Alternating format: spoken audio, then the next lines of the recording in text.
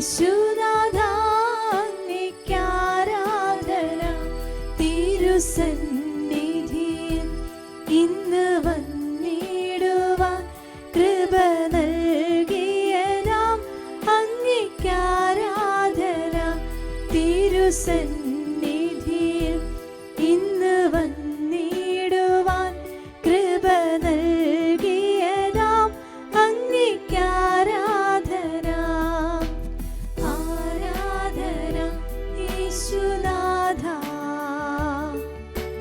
ആരാധന യേശുനാഥാ. എല്ലാവരും ചേർന്ന് ആരാധന യേശുനാഥാ, ഈശോയെ നോക്കിക്കൊണ്ട് ആരാധന യേശുനാഥാ. രണ്ട് കരങ്ങളെ തുറന്ന് പിടിച്ച് സ്തുതിച്ച് പ്രാർത്ഥിച്ചേ. Hallelujah, hallelujah, hallelujah. സ്തുതിക്കട്ടെ, സ്തുതിക്കട്ടെ, സ്തുതിക്കട്ടെ. കർത്താവേ, പൂർണ്ണ ഹൃദയത്തോടെ, പൂർണ്ണ ആത്മാവോടെ, സർവശക്തിയോടുകൂടെ അങ്ങേ സ്തുതിക്കുവാനും ആരാധിക്കുവാനും നീ ഞങ്ങൾക്ക് കൃപ തരണമേ. ഈ ആരാധന നിമിഷങ്ങളെ അങ്ങേ മുഖാമുഖം ദർശിക്കുവാൻ കൃപ ഞങ്ങൾക്ക് തരണമേ. എരിയുന്ന തീച്ചൂളയിൽ നിന്ന് ഞങ്ങളെ രക്ഷിക്കാൻ കഴിവുള്ളവനാ ഞങ്ങളുടെ ദൈവം. വിശ്വസിച്ച് വിളിച്ച് പ്രാർത്ഥിച്ചു. രക്ഷിക്കുവാൻ കഴിയാത്ത വിധം കർത്താവിന്റെ കരം കുറുകി പോയിട്ടില്ല. കേൾക്കുവാൻ സാധിക്കാത്ത വിധം അവിടുത്തെ കാതുകൾക്ക് മാന്യം ഭവിച്ചിട്ടില്ല. കർത്താവിന്റെ സന്നിധിയിലേക്ക് രണ്ട് കരങ്ങൾ ഉയർത്തി വിളിച്ച് വിളിച്ച് പ്രാർത്ഥിക്കട്ടെ. യേശുവേ, ആരാധന യേശുനാഥാ.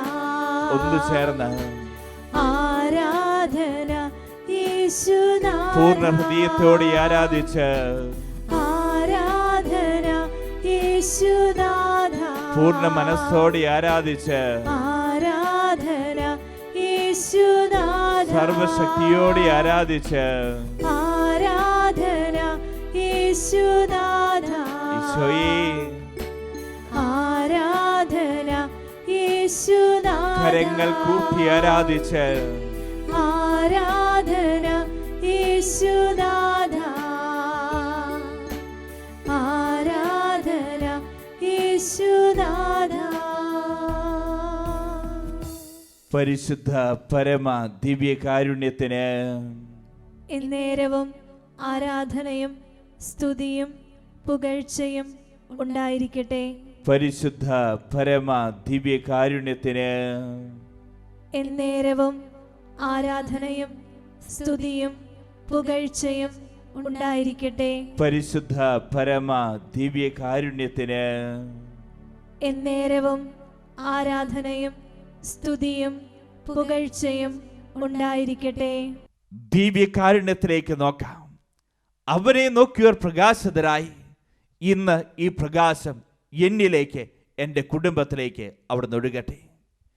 യേശുവിൻ്റെ ജീവിതത്തിൽ എത്രമാത്രമാണ് സ്ത്രീകൾ സ്വാധീനം ചെയ്തിട്ടുള്ളത് എന്ന് നമ്മൾ തിരിച്ചറിഞ്ഞു.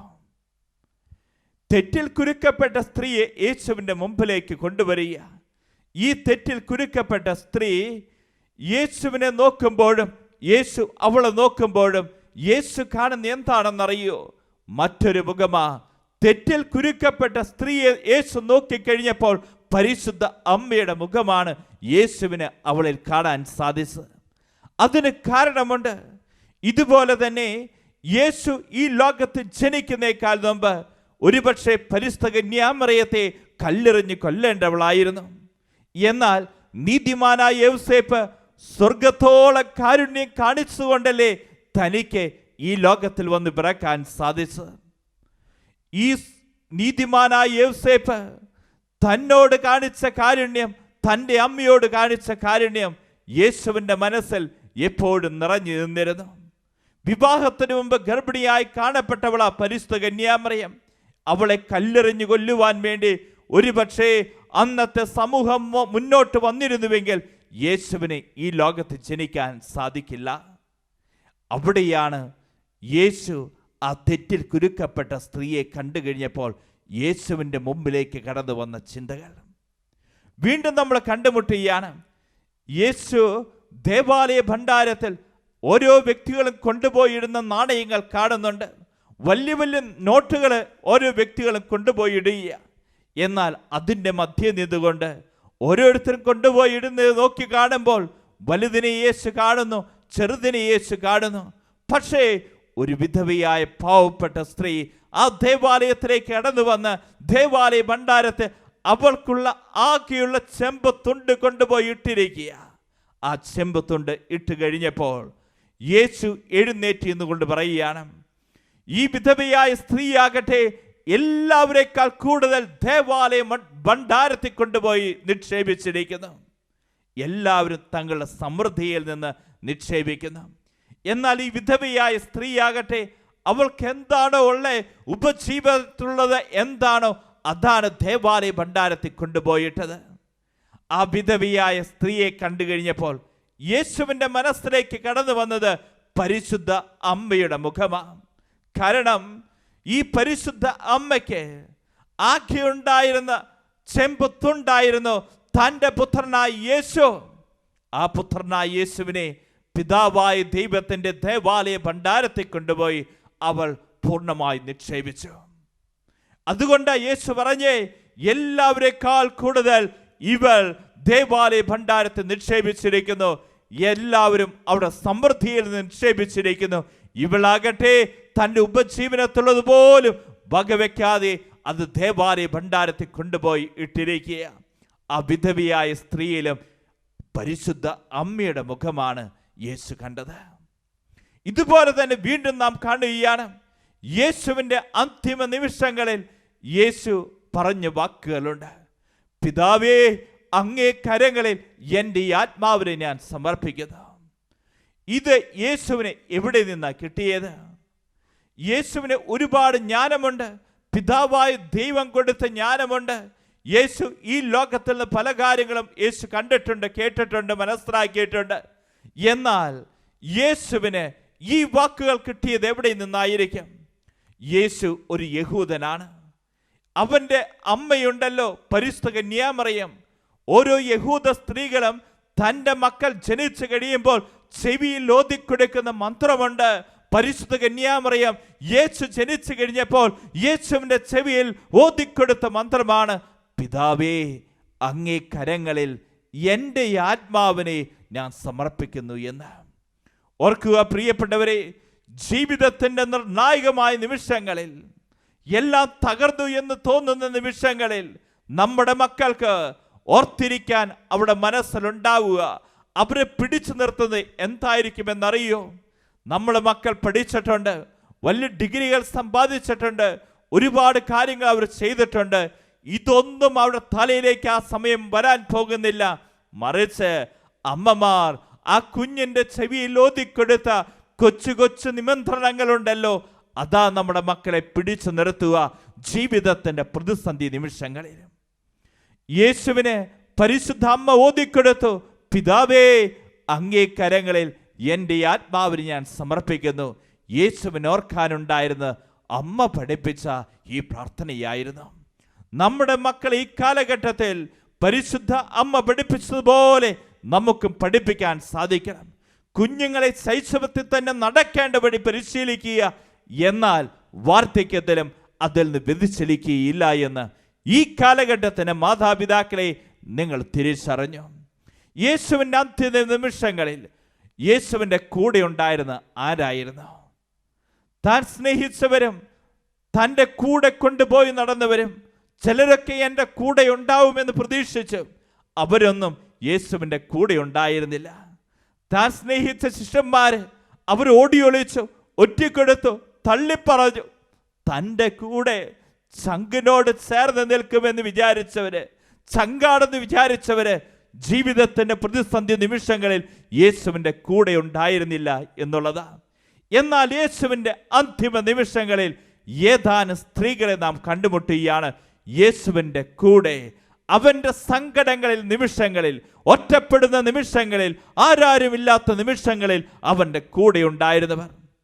ബൈബിളിൽ അധികം പരാമർശിച്ചിട്ടില്ല അങ്ങനെ ഒരു കഥാപാത്രമാണ് ക്ലോഡിയ, പിലാത്തോസിൻ്റെ ഭാര്യ. അവൾ തൻ്റെ ഭർത്താവിന് രഹസ്യത്തിൽ ഒരു കത്ത് കൊടുത്ത് വിടുന്നുണ്ട്. ആ കത്തിൽ ഇങ്ങനെയാണ് എഴുതിയിരിക്കുന്നത്: നിങ്ങൾ വിധിക്കാൻ പോകുന്ന ഈ നീതിമാൻ ഇന്നലെ രാത്രി സ്വപ്നത്തിൽ എൻ്റെ ഉറക്കം കെടുത്തി. ഇവൻ്റെ കാര്യത്തിൽ നിങ്ങൾ ഇടപെടരുത്. നിങ്ങൾ വിധിക്കാൻ പോകുന്ന ആ നീതിമാൻ ഇന്നലെ രാത്രി സ്വപ്നത്തിൽ എൻ്റെ ഉറക്കം കെടുത്തി. നിങ്ങൾ ഇവൻ്റെ കാര്യത്തിൽ ഇടപെടരുത്. ഇതിനെയാണ് വിളിക്കുക ഇൻഡ്യൂഷൻ, ആത്മജ്ഞാനമെന്ന്. ഓർക്കുക, ഇതുപോലെയുള്ള ആത്മജ്ഞാനം ഈ കാലഘട്ടത്തിലും നമ്മുടെ പ്രിയപ്പെട്ടവരായ വ്യക്തികൾ നമ്മളോട് ഓതുന്നുണ്ട്. അതൊന്ന് വിലക്കെടുത്തിരുന്നുവെങ്കിൽ, ഈ കൂട്ടുകെട്ട് ശരിയല്ല, നീ പോകുന്നത് ശരിയല്ല, ഇങ്ങനെയുള്ള പല കാര്യങ്ങളും അമ്മമാരും സഹോദരിമാരും ഭാര്യമാരും പറയുമ്പോഴുണ്ടല്ലോ, അതിന് വില കൊടുത്തു കഴിഞ്ഞാൽ ഒരുപക്ഷെ നമ്മുടെ ചരിത്രം തന്നെ മാറും എന്നുള്ളതാണ്. ഒരുപക്ഷെ പീലാത്തോസിന്റെ ജീവിതം തന്നെ മാറിയേനെ, അവന്റെ ചരിത്രം തന്നെ മാറിയേനെ. തൻ്റെ ഭാര്യ ക്രോഡിയെ കൊടുത്ത കത്തുണ്ടല്ലോ, അത് മനസ്സിലാക്കി അവൻ പ്രവർത്തിച്ചിരുന്നുവെങ്കിൽ യേശുവിനെ വിധി 2-3 ആഴ്ച കഴിഞ്ഞിട്ട് നടന്നേനെ. പക്ഷേ അന്ന് പീലാത്തോസ് വിധിക്കാതിരുന്നുവെങ്കിൽ ആ പീലാത്തോസിന്റെ വിധി തന്നെ, ജീവിതം തന്നെ മാറിയേനെ എന്നുള്ളതാണ്. കണ്ടോ പ്രിയപ്പെട്ടവരെ, ചില വ്യക്തികൾക്ക് ദൈവം കൊടുത്തിരിക്കുന്ന ഈ ആത്മജ്ഞാനം, സ്ത്രീകൾക്ക് ദൈവം കൊടുത്തിട്ടുണ്ട് ഈ ആത്മജ്ഞാനം. അവൾക്ക് ദൈവത്തിൻ്റെ പരിശുദ്ധാത്മാവ് ഇങ്ങനെയുള്ള കാര്യങ്ങൾ പറഞ്ഞു കൊടുക്കുമ്പോൾ അതിന് വിലയുള്ളതായി കാണാൻ ഓരോ കുടുംബത്തിലും കുടുംബാംഗങ്ങൾക്ക് സാധിക്കണം. അത് ദൈവത്തിൻ്റെ പരിശുദ്ധാത്മാവ് അവരിലൂടെ സംസാരിക്കുന്ന. ഇതുപോലെ തന്നെ യേശുവിൻ്റെ അന്ത്യനിമിഷങ്ങളിൽ അവൻ്റെ കൂടെ ഉണ്ടായിരുന്ന മറ്റൊരു വ്യക്തിയാണ് വെറോനിക്ക. വെറോനിക്ക എന്ന് പറയുന്ന വാക്കിൻ്റെ അർത്ഥം എന്താ? Real self. ഞാൻ എന്തായിരിക്കുന്നുവോ അതാണ്. പരിശുദ്ധ കന്യാമറിയം യേശുവിൻ്റെ കുരിശിൻ്റെ കൂടെ കാൽവരി വരെ നടന്നീന്നവളാ. വെറോനിക്ക എന്ന് പറയുന്ന വാക്കിൻ്റെ അർത്ഥം റിയൽ സെൽഫ്. നമ്മുടെയൊക്കെ റിയൽ സെൽഫ് എപ്പോഴാ വെളിപ്പെടുത്തി കിട്ടുക? സന്തോഷങ്ങളുടെ നിമിഷങ്ങളിലൊന്നുമല്ല, സന്തോഷങ്ങളുടെ തേരോട്ടങ്ങളിലല്ല നമ്മുടെ റിയൽ സെൽഫ്, നമ്മൾ എന്തായിരിക്കുന്നു എന്നുള്ളത് വെളിപ്പെട്ട് കിട്ടുക. യേശുവിൻ്റെ ജീവിതത്തിൽ ഇവിടെ കണ്ടുമുട്ടുന്നില്ല ഓശാന വീഥികളിൽ. എന്നാൽ യേശുവിൻ്റെ കാൽവരിയിലേക്കുള്ള യാത്രയിൽ ഒരു തൂവാലയും പിടിച്ചുകൊണ്ട് യേശുവിൻ്റെ പിന്നാലെ അവൾ നടന്നീങ്ങിയ ആ യാത്രയുണ്ടല്ലോ, കാൽവരി വരെയുള്ള യാത്രയാ. അവൾ യേശുവിൻ്റെ മുഖം തുറയ്ക്കുന്നുണ്ട്. ആ തൂവാലയിൽ യേശുവിൻ്റെ മുഖം പതിയ. ഇന്നും പ്രിയപ്പെട്ടവരെ, സങ്കടങ്ങളുടെ മധ്യേ നടന്നീങ്ങുമ്പോൾ നമ്മുടെ പിന്നാലെ തൂവാലയുമായി കടന്നു നീങ്ങുന്ന അല്ലെങ്കിൽ നടന്നു വരുന്ന വ്യക്തികളുണ്ട്. നമ്മുടെ സങ്കടങ്ങൾ ഒപ്പം നേരി വേണ്ടി. ഒരുപക്ഷെ ഈ വ്യക്തികളെ നമ്മുടെ സന്തോഷത്തെ നിമിഷങ്ങളെ കണ്ടുമുട്ടുന്നില്ല, മറിച്ച് നമ്മുടെ സങ്കടങ്ങളുടെയും വേദനകളുടെയും നിമിഷങ്ങളാണ് ഇവരെ കണ്ടുമുട്ടുക. പരിശുദ്ധ കന്യാമറിയം യേശുവിൻ്റെ കൂടെ കാൽവരി വരെ നടന്നീങ്ങിയവളാ. അവൾ അവനെ ഉപേക്ഷിക്കുന്നില്ല. തൻ്റെ കൂടെ ഉണ്ടാവുമെന്ന് വിചാരിച്ച പലരും ഉപേക്ഷിച്ചപ്പോഴും തള്ളിപ്പറഞ്ഞപ്പോഴും അവൻ്റെ കൂടെ നിൽക്കുവാൻ, അവൻ്റെ സങ്കടങ്ങളെ പങ്കുചേരാൻ അവൻ്റെ കൂടെ ഉണ്ടായിരുന്നവരാരാ? ഏതാനും സ്ത്രീകളല്ലേ. ദൈവം സ്ത്രീയെ സൃഷ്ടിച്ചതിനെക്കുറിച്ച് ഇങ്ങനെ ഒരു കഥയുണ്ട്. ദൈവത്തിൻ്റെ സൃഷ്ടികർമ്മത്തിൽ 8-ാം ദിവസമാണ് സ്ത്രീയെ സൃഷ്ടിക്കുന്നത്. എന്നാൽ പുരുഷനെ സൃഷ്ടിക്കുന്നത് 6-ാം ദിവസമാണ്. ദൈവം പ്രപഞ്ചം സൃഷ്ടിക്കുക, ആകാശം ഭൂമിയും സർവ്വ സൃഷ്ടിജാലങ്ങളും സൃഷ്ടിച്ചു. 1-ാം ദിവസം, 2-ാം ദിവസം, 3-ാം ദിവസം, 4-ാം ദിവസം, 5-ാം ദിവസം. ദൈവം ക്ഷീണിതന, ദൈവം എന്തെന്നില്ലാത്ത രീതിയിൽ അവശനായിരിക്കുമ്പോഴാണ് പുരുഷനെ സൃഷ്ടിച്ചത് എന്ന് പറയുന്നു. അതുകൊണ്ട് പുരുഷനെ ക്ഷമിക്കാൻ പറ്റാത്തത്, സഹിച്ചു നിൽക്കാൻ പറ്റാത്തത് എന്നീ കഥയിൽ പറയുക. എന്നാൽ 7-ാം ദിവസം ദൈവം വിശ്രമിച്ചു. ഇതിനുശേഷം 8-ാം ദിവസം ദൈവം സ്ത്രീയെ സൃഷ്ടിക്കുക. പുരുഷന്റെ സൃഷ്ടികർമ്മത്തിലെ എന്തൊക്കെ കുറവുകളുണ്ടോ അതൊക്കെ പരിഹരിക്കപ്പെടുന്ന സ്ത്രീയിലാണ്. പുരുഷന്റെ സൃഷ്ടികർമ്മത്തിൽ അവന് ക്ഷമിക്കാൻ പറ്റുന്നില്ല, അവന് കാത്തിരിക്കാൻ പറ്റുന്നില്ല. എന്നാൽ ദൈവം സ്ത്രീയെ സൃഷ്ടിച്ചു കഴിഞ്ഞപ്പോൾ അവൻ്റെ അപൂർണതകളെ മുഴുവൻ ഈ സ്ത്രീയിൽ പൂർണ്ണതകളാക്കി അവിടുന്ന് മാറ്റുക. നമ്മളൊന്ന് നോക്കി, ഒരു കുഞ്ഞ് ഹോസ്പിറ്റലിൽ കിടക്കുക, 4-5 ദിവസം ഈ കുഞ്ഞിൻ്റെ കൂടെ ഭക്ഷണം വേണ്ടെന്ന് വെച്ച്, ഉറക്കം വേണ്ടെന്ന് വെച്ച് കൂടെ നിൽക്കാൻ ആർക്കാ സാധിക്കുക? പുരുഷന്മാർക്ക് പലപ്പോഴും അത് പ്രയാസ. പുരുഷനെയും കൊണ്ട് അത് സാധിക്കുകയില്ല. ദൈവ സ്ത്രീക്ക് കൊടുത്തിരിക്കുന്ന വലിയ ഒരു കൃപയാണ്, ശക്തിയാണ്. സങ്കടങ്ങളുടെ നിമിഷങ്ങളിൽ, ജീവിതത്തിൻ്റെ ദുഃഖ നിമിഷങ്ങളിൽ, ആരാരുമില്ലാത്ത ഒറ്റപ്പെടലിൻ്റെ നിമിഷങ്ങളിൽ ഈ അപൂർണതകളെ മുഴുവൻ പൂർണ്ണതകളാക്കി മാറ്റുവാനുള്ള കൃപ കൊടുത്തിരിക്കുന്നത്. ഇന്ന് ഈ ആരാധന നമ്മൾ പ്രാർത്ഥിക്കണം. നമ്മുടെ കുടുംബത്തിൽ നമ്മുടെ അമ്മയുണ്ട്, സഹോദരങ്ങളുണ്ട്, ജീവിത പങ്കാളിയുണ്ട്. ഇവരുടെയൊക്കെ വാക്കുകൾക്ക് ഒരു ആത്മജ്ഞാനമുണ്ട് എന്നുള്ള തിരിച്ചറിവുണ്ടാകട്ടെ. ഇതുപോലെ തന്നെ ദൈവത്തിൻ്റെ സൃഷ്ടികർമ്മത്തിൽ ഈ സ്ത്രീ അവൻ്റെ ദൈവത്തിൻ്റെ സൃഷ്ടിയായി ഈ ലോകത്തിലേക്ക് അവൾ ജനിച്ചിട്ടുണ്ടെങ്കിൽ, നമ്മുടെ ഓരോരുത്തരുടെ മുമ്പിൽ നമ്മുടെ സങ്കടങ്ങളുടെ കണ്ണീരൊപ്പുന്നതിന് വേണ്ടി ദൈവം നിയോഗിച്ചവരാ. ആ ബോധ്യം നമുക്ക് വേണം. അതുകൊണ്ട് തന്നെ പുരുഷൻ്റെ അപൂർണതകൾക്ക് പൂർണ്ണത കൊടുക്കുന്ന സ്ത്രീ എന്നുള്ള വലിയ ബോധ്യം നമുക്കുണ്ടാവട്ടെ. ദിവ്യകാരുണ്യത്തിൻ്റെ മുമ്പിലാണ് നമ്മളായിരിക്കുന്നത്. നമുക്ക് മുട്ടുകൾ കുത്താം. ദൈവം എങ്ങനെയാണോ തൻ്റെ സൃഷ്ടികർമ്മത്തിൽ സ്ത്രീയെക്കുറിച്ചുള്ള ദൈവത്തിൻ്റെ സ്വപ്നം, ഈ കാലഘട്ടത്തിൽ ഏതൊക്കെ സ്ത്രീകളാണോ വേദനയിലൂടെ കടന്നു പോകുന്നത്, കണ്ണീരിലൂടെ കടന്നു പോകുന്നത്, ഒറ്റപ്പെടലും മനസ്സിലാകാത്ത അവസ്ഥയിലൂടെ സ്ത്രീകൾ കടന്നു പോകുന്നത്, ഇവിടെ അവസ്ഥകളെല്ലാം കർത്താവിൻ്റെ സന്നിധിയിലേക്ക് ഈ ആരാധന നമുക്ക് സമർപ്പിച്ച് പ്രാർത്ഥിക്കാം. സഹനത്തിൻ്റെ സമ്മർദ്ദങ്ങളിൽ അവസാനം വരെ കൂടെ നിൽക്കുന്നവന് ക്രിസ്തുവിൻ്റെ മുഖമുണ്ട്. വെറോനിക്ക അവൾ തൂവാലയുമായി യേശുവിൻ്റെ പിന്നാലെ നടന്നു. അവളുടെ തൂവാലയിൽ യേശുവിൻ്റെ മുഖം പതിഞ്ഞുവെങ്കിൽ ഇന്ന് നീ ഓർക്കുക, ഏതൊക്കെ വ്യക്തികളുടെ സങ്കടങ്ങളാണോ നീ ഒപ്പാൻ വേണ്ടി, ആരുടെയൊക്കെ വേദനകളാണോ നീ കേൾക്കാൻ പോകുന്നത്, ആരെയൊക്കെയാണോ നീ ആശ്വസിപ്പിക്കുന്നത്, നിന്നിൽ ക്രിസ്തുവിൻ്റെ മുഖമുണ്ട്. യെശയ്യാ പ്രവാചകന്റെ പുസ്തകം 49-ാം അധ്യായം 13-ാം തിരുവചനം പറയുന്നു, കർത്താവ് തൻ്റെ ജനത്തെ ആശ്വസിപ്പിച്ചിരിക്കുന്നു. ദുരിതമനുഭവിക്കുന്ന തൻ്റെ ജനത്തോട് അവിടുന്ന് കരുണ കാണിക്കും. കർത്താവിൻ്റെ സന്നിധിയിലേക്ക് 2 കരങ്ങൾ ഉയർത്തിപ്പിടിച്ചേ. നമ്മുടെ ഏതൊക്കെ സങ്കട കടലുകളുണ്ടോ കർത്താവിൻ്റെ സന്നിധിയിലേക്കൊന്ന് ഉയർത്തിയേ. ജീവിതത്തിൻ്റെ നിർണായകമായ നിമിഷങ്ങളിൽ തൻ്റെ കൂടെ ഉണ്ടാവുമെന്ന് യേശു വിചാരിച്ചവരാരും യേശുവിൻ്റെ കൂടെ ഉണ്ടായില്ല. നീ ഇന്നൊരു പക്ഷേ നിന്റെ കൂടെ ഉണ്ടാവുമെന്ന് പല വ്യക്തികളെ കുറിച്ച് നീ ചിന്തിച്ചു. എന്നാൽ നിന്റെ സങ്കടത്തിന്റെ നിമിഷങ്ങളിൽ, ഒറ്റപ്പെടലിന്റെ നിമിഷങ്ങളിൽ നിന്നെ ഒറ്റയ്ക്കാക്കി പോയവരെയുണ്ട്. അവരോടൊക്കെ ഒന്ന് ക്ഷമിച്ച് പ്രാർത്ഥിക്കുക. നിന്റെ സങ്കടക്കടലിൽ നീ ഒറ്റയ്ക്കായിരുന്നില്ല, നിന്റെ കൂടെ കർത്താവ് ഉണ്ടായിരുന്നു. മരണത്തിന്റെ നിഴൽ വീണ താഴ്വരയിലൂടെയാണ് നീ പോകുന്നതെങ്കിലും കർത്താവ് കൂടെയുള്ളതിനാൽ നീ ഭയപ്പെടേണ്ട. നിന്റെ ഒറ്റപ്പെടലുകളും നൊമ്പരങ്ങളും വേദനകളും കർത്താവിന്റെ സന്നിധിയിലേക്ക്, ഈ ദീപികാരണത്തിന്റെ സന്നിധിയിലേക്ക് ഉയർത്തി നമുക്ക് വിളിച്ച് പ്രാർത്ഥിക്കാം. യേശുവേ യേശുവേ എന്നൊന്ന് വിളിച്ച് പ്രാർത്ഥിച്ചേ. 2 കരങ്ങളെ കർത്താവിന്റെ സന്നിധിയിലേക്ക് ഉയർത്തിയേ. യേശുവേ യേശുവേ എന്നൊന്ന് വിളിച്ച് പ്രാർത്ഥിച്ചേ. യേശുവേ യേശുവേ എന്നൊന്ന് വിളിച്ച് പ്രാർത്ഥിച്ചേ. അധരം തുറന്നൊന്ന് വിളിച്ചേ, ഹൃദയം തുറന്നൊന്ന് വിളിച്ചേ. 2 കരങ്ങൾ ഉയർത്തി വിളിച്ച് പ്രാർത്ഥിക്കട്ടെ. യേശുവേ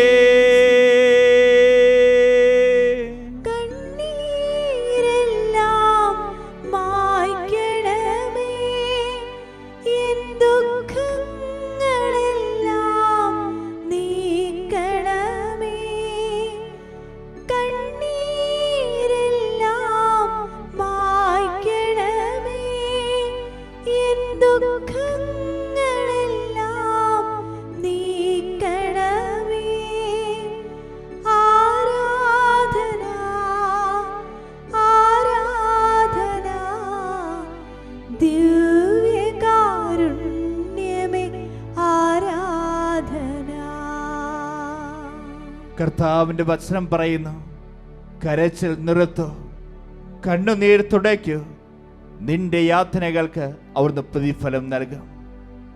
ഇന്നും വെറോനിക്കയുടെ തൂവാലകളുമായി നടക്കുന്നവരിൽ ക്രിസ്തുവിന്റെ മുഖം പതിയുന്നുണ്ട്. പാവപ്പെട്ടവരിൽ, ആരാരുമില്ലാത്തവരിൽ ക്രിസ്തുവിന്റെ മുഖമുണ്ട്. ശരീരം, മനസ്സ്, ആത്മാവ് തളർന്ന മക്കളാണ് ഈ സമയം ദീപികാരണത്തിന് മുമ്പിൽ അങ്ങേ വിളിച്ചപേക്ഷിക്കുന്നത്.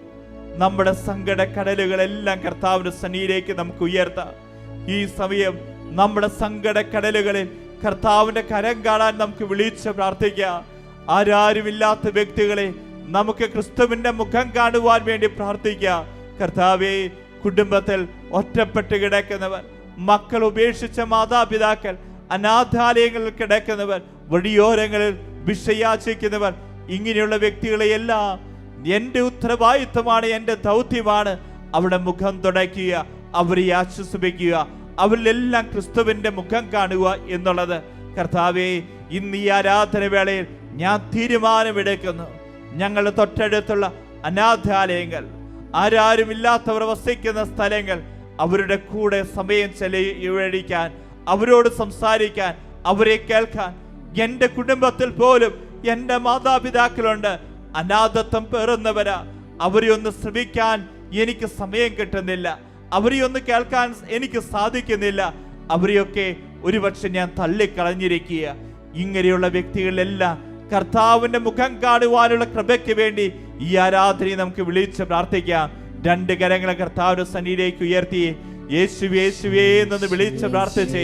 അധരം തുറന്നൊന്ന് വിളിച്ചേ, ഹൃദയം തുറന്നൊന്ന് വിളിച്ചേ. നിന്റെ കുടുംബത്തിൽ നിന്റെ മാതാപിതാക്കൾ അനാഥത്വം പേറുന്നവരാണോ?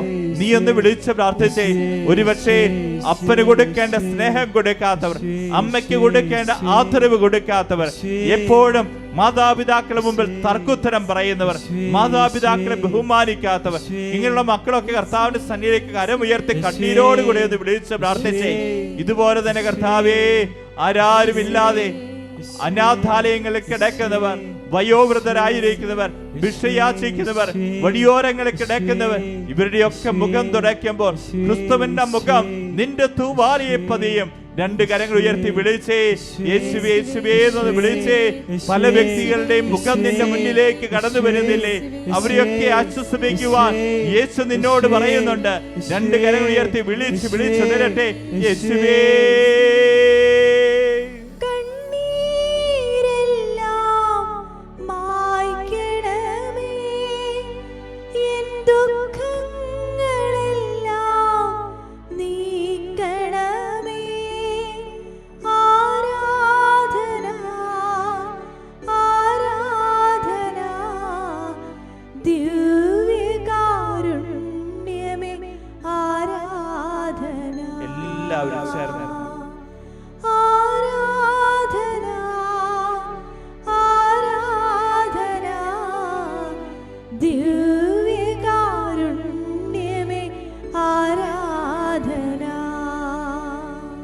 ഉദ്ധിതനായ യേശുവിനെ കാണുവാൻ ഏറ്റവും ആദ്യം ഭാഗ്യം ലഭിച്ചവർ ആരായിരുന്നു? അവന്റെ ശിഷ്യന്മാർക്ക് ആർക്കുമല്ലായിരുന്നു, മറിച്ച് മഗ്ദല മറിയത്തിനായിരുന്നു. കാരണം അവൾ യേശുവിനോടുള്ള സ്നേഹത്താൽ ജ്വലിച്ചിരുന്നവളായിരുന്നു.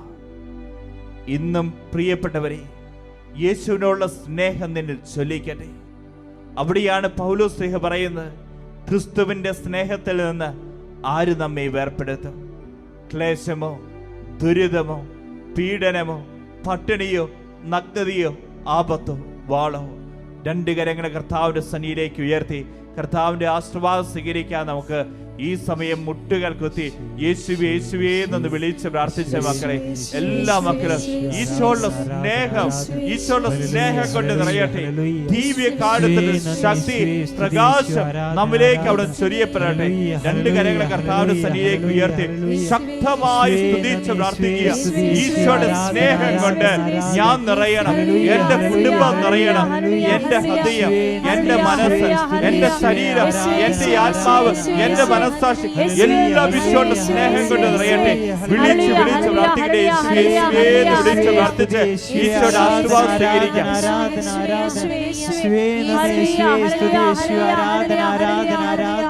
Hallelujah hallelujah hallelujah hallelujah hallelujah. ദിവ്യകാരുണ്യ ഈശോയെ ഞങ്ങളുടെ കുടുംബത്തിലേക്ക് എഴുന്നള്ളി വരണമേ. യേശുവേ നന്ദി, യേശുവേ സ്തുതി, യേശുവേ ആരാധന ആരാധന ആരാധന. Hallelujah hallelujah hallelujah hallelujah hallelujah.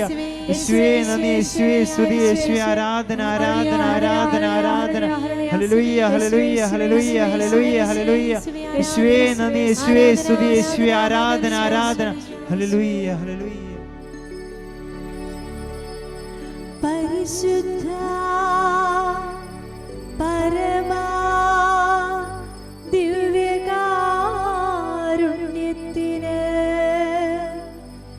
എന്നേരവും ആരാധനയും സ്തുതിയും പുകഴ്ചയും ഉണ്ടായിരിക്കട്ടെ.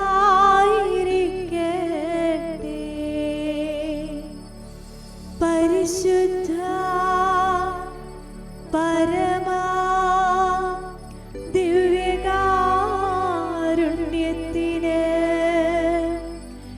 എന്നേരവും ആരാധനയും സ്തുതിയും പുകഴ്ചയും ഉണ്ടായിരിക്കട്ടെ.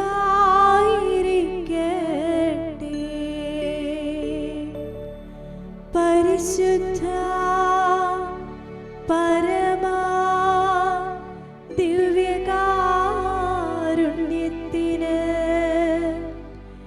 എന്നേരവും ആരാധനയും സ്തുതിയും പുകഴ്ചയും ഉണ്ടായിരിക്കട്ടെ.